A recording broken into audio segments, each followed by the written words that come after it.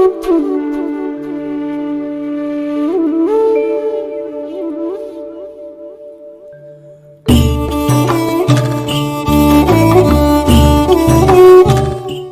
दोस्तों, हम आ चुके हैं डांग दरबार महोत्सव में। तो हम आपको ले चलते हैं कि एक्चुअली ये डांग दरबार महोत्सव क्या है। ये है आहवा में और ये हमारा पहला गांव जिसके लिए हमने शुरुआत की थी। तो इससे बढ़िया शुरुआत क्या हो सकती है। तो हम शुरुआत कर रहे हैं डांग दरबार फेस्टिवल से। आइए हम ले चलते हैं आपको उसके फेस्टिवल के लिए। आसपास आपको काफ़ी दुकानें देखने को मिल रही होगी, आप देख सकते हैं।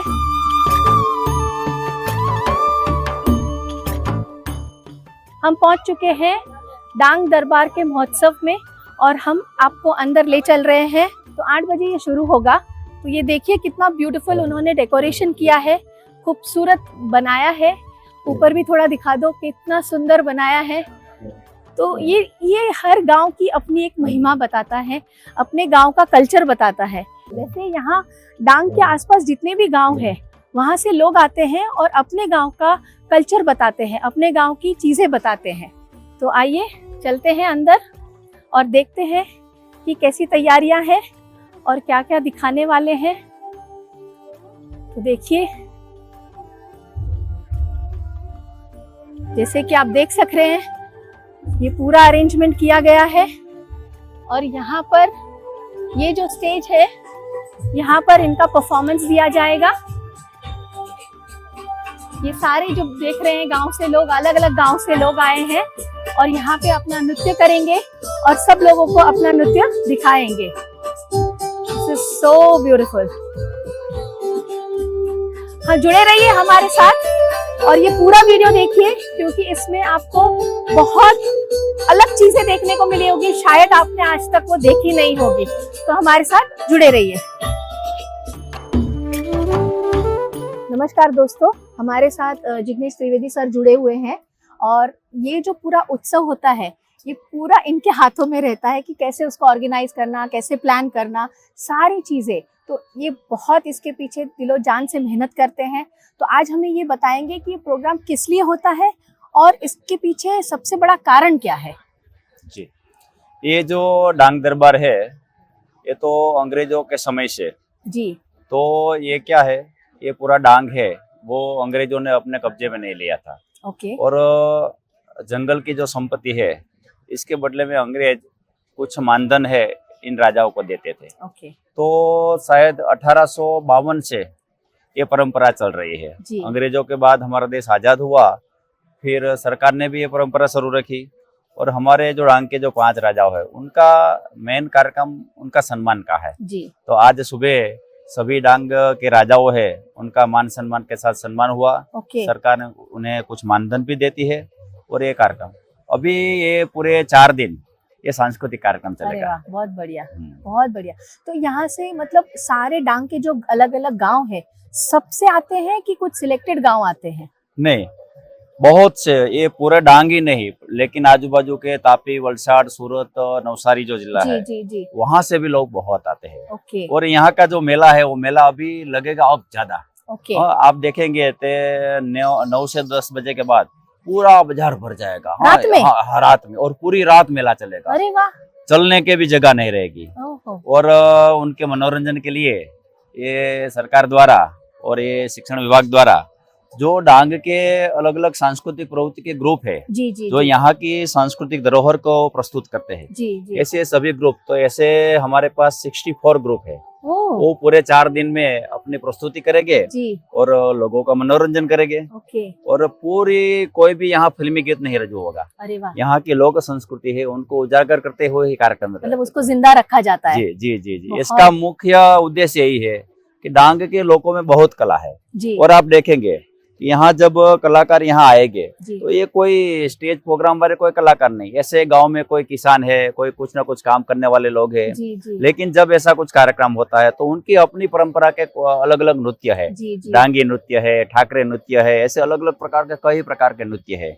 और ये नृत्य रजू करने वाले आप देखेंगे कोई 15-20 साल का बच्चा होगा, बच्ची होगी, और कोई 17-80 साल के बूढ़े भी हो गए। मतलब एक ग्रुप में सारे हाँ, समावेश। हाँ, गांव के लोग का ही एक ग्रुप होता है, परिवार का भी ग्रुप होता है जी। और वही अपनी प्रस्तुति करते हैं। क्या बात है, बहुत सुंदर। सर आज की डेट में अगर देखिए, जैसे हम चल के आ रहे थे तो हमने देखा कि काफी दुकानें लगी हुई थी, तो ये पर्टिकुलर डांग दरबार का यहाँ की इकोनॉमिकल डेवलपमेंट में क्या हिस्सा रहेगा? ऐसे यहाँ डांग में कहते हैं कि डांग के लोग अपनी पूरे साल की जो खरीदी है ये डांग दरबार के दरमियान करते पूरे हैं। साल की? पूरे साल की। क्या बात है। ये 4 दिन के दरमियान जो भी घर में अनाज, कपड़े, जो भी चीज वस्तु है ओके। ये डांग दरबार के दरमियान और बहुत सस्ते में मिल जाती है। ओके। हाँ, और वैरायटी भी मिलती है। जी। महाराष्ट्र से भी बहुत व्यापारी यहाँ आते हैं, सूरत बॉम्बे से भी व्यापारी आते हैं और डांग के स्थानिक व्यापारी भी है। ओके। तो इससे डांग के व्यापारी भी है, तो जी। इकोनॉमी पर बहुत बड़ा असर है, बहुत बड़ा असर है ना। अभी जैसे हमारे मोदी जी का ये मानना है कि स्किल डेवलपमेंट होना चाहिए, तो यहाँ पर डांग पर ऐसा पर्टिकुलर कोई फोकस है कि यहाँ पे बिकॉज बांस बनता है तो उससे तो कई चीजें बनती है, तो उनके भी लोग जो बनाते हैं वो भी यहाँ पर आते हैं क्या और अपनी कला को प्रस्तुत करते हैं, चीजों को बेचते हैं?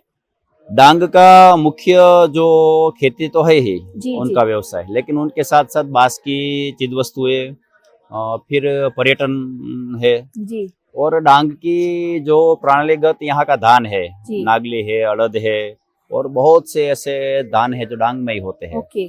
तो इन सब का बिक्री भी बहुत होती है, प्रचार भी बहुत होता है और प्रवासन का भी बहुत यहाँ प्रचार होता है। राइट। तो सर हमारे दर्शकों को ये हर साल होता है, तो आप स्पेसिफिक डेट्स बताएं, अगर उनको अगले साल इसमें जुड़ना है तो कौन सी डेट को ये प्रोग्राम होते हैं? देखिए इसमें ऐसा है, लास्ट डेट होली होती है। अच्छा, लास्ट डेट होली होती है। होली जो भी तारीख हो, लेकिन होली के दिन लास्ट डेट होता है। ओके। और इससे 4 दिन पहले ये शुरू होता है। हाँ, ये शुरू होता है। अरे तो 4 दिन का मेला होता है। ओके। 4 दिन 5 दिन का मेला होता तो है। किसी को भी आना है तो ये दिनों में आके यहाँ जुड़ सकते हैं। हाँ, और पूरी रात लोग घूमते हैं, मेला का आनंद लेते हैं। जी। अभी जैसे मैं बॉम्बे से आई, ऐसे कई लोग बाहर से आते हैं, तो उनको यहाँ पे रहने खाने पीने की भी व्यवस्था रहती है, कुछ होता है क्या इसका?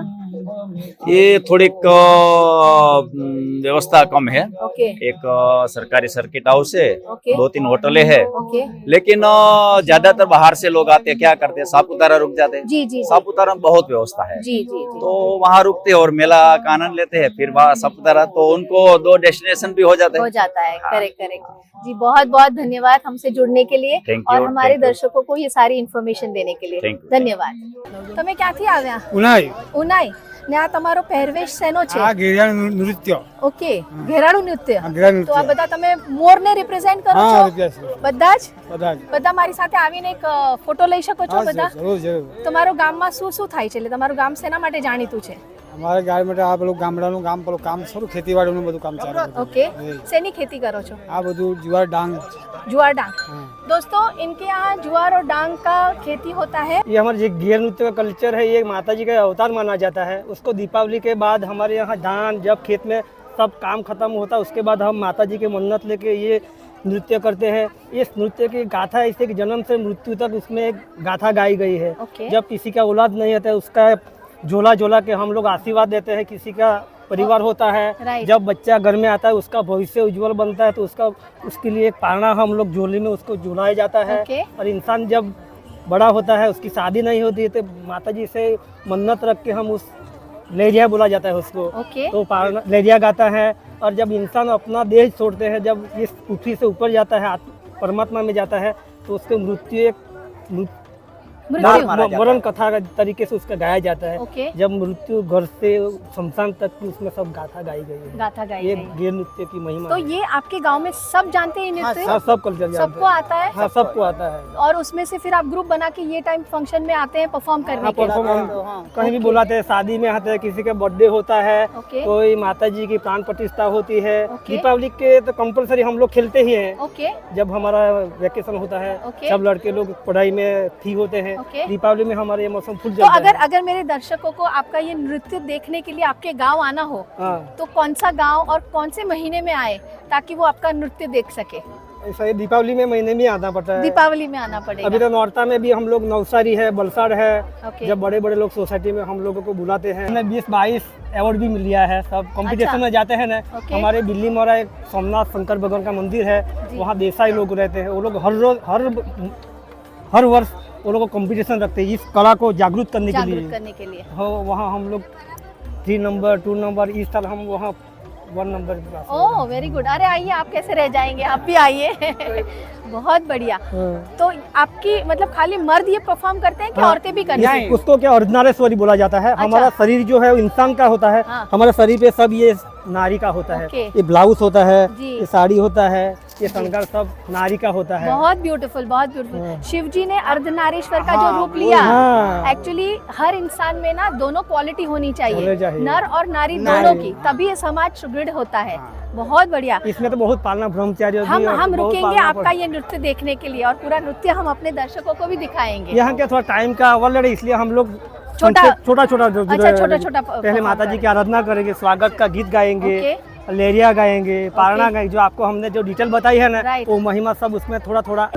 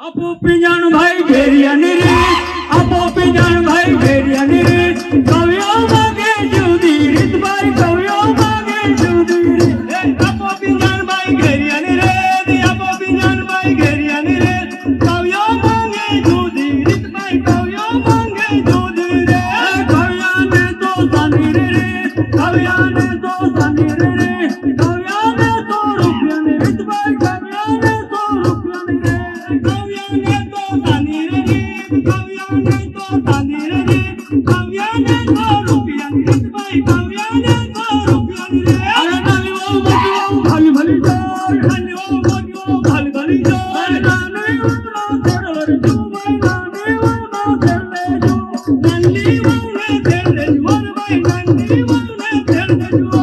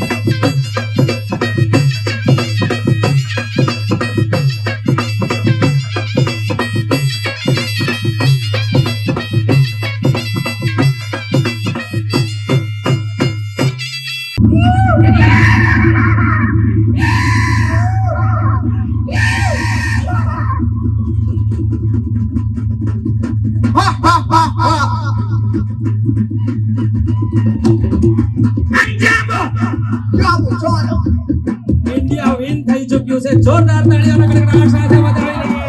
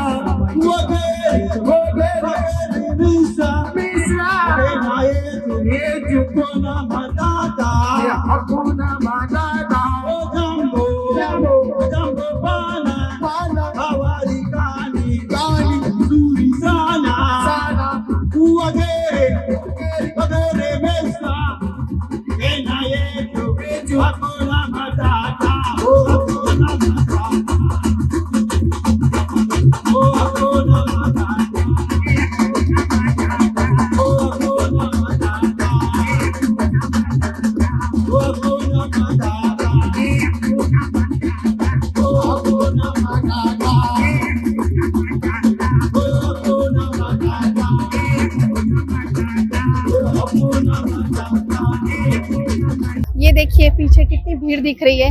ये पूरा डांग दरबार का फेस्टिवल है और आगे तक दूर तक देखते जाओ पूरा भीड़ नजर आ रहा है। मतलब it is a wonderful experience. सही मायने में कभी कभी ना शहरों को छोड़ के गांव की गलियों में जब ऐसे त्योहार होते हैं तो आना चाहिए। इसे आके इसका जो लुत्फ उठाते हैं ना, सही मायने में बहुत अलग फीलिंग है। ये मेले में आके मुझे ऐसा लगा जैसे मैं सही मायने में कहीं गांव में आई हूँ और मतलब मैं उन आदिवासियों की गलियों में गई हूँ कि जहाँ पर उनके नृत्य को मैंने उनके गांव में देखा हो, ऐसा मुझे महसूस हुआ। बट ट्रस्ट मी, ये जो भीड़ है, पूरा इकोनॉमी ऑल्सो उसका इतना डेवलप होता है कि पूरे साल का लोग यहाँ से परचेज करके जाते हैं। ये इतना सुपर्ब है। बचपन में आई थिंक हम लोगों ने, कई लोगों ने ना, जो छोटे छोटे गांव से आते हैं उन्होंने मेले देखे होंगे। इसी तरह से बोलने वाले मेले, कुछ ना कुछ बोलते रहते हैं, कुछ ना कुछ मिलता रहता है, चीजें मिलती रहती है। और लाइक हर चीज, जैसे ये मेहंदी, मतलब आई थिंक ये मेहंदी वाले हैं, मेहंदी बनाते हैं। ये ऐसा नहीं है कि सिर्फ गांव से आते हैं, बट शहरों से भी बिजनेस करने लोग यहाँ पर आते हैं। तो आप भी मजा उठाइए, पूरा वीडियो देखिए और इसे इतना एंजॉय करिए और शेयर करिए ताकि और लोग इस मेले में आके अगले साल इसका मजा ले सके।